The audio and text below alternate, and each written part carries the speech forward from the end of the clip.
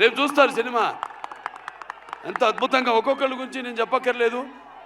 మా డైరెక్టర్ గారు ఉన్నారు, బోయపాటి శ్రీను గారు. మేము చేసిన ఇది 4వ సినిమా. మొదటి సింహ, దాని తర్వాత లెజెండ్, దాని తర్వాత అఖండ 1, ఇప్పుడు అఖండ తాండవం.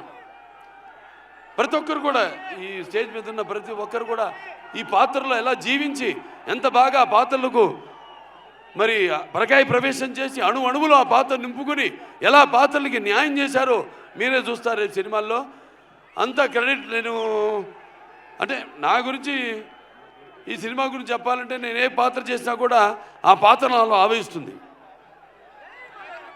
అలాగే ఈ సినిమాలో ముఖ్యంగా మేము చెప్పదలుచుకుంది ఏంటంటే మన సనాతన హైందవ ధర్మం మన యొక్క సమాజం యొక్క మూలాలు, మన దేశపు మూలాలు.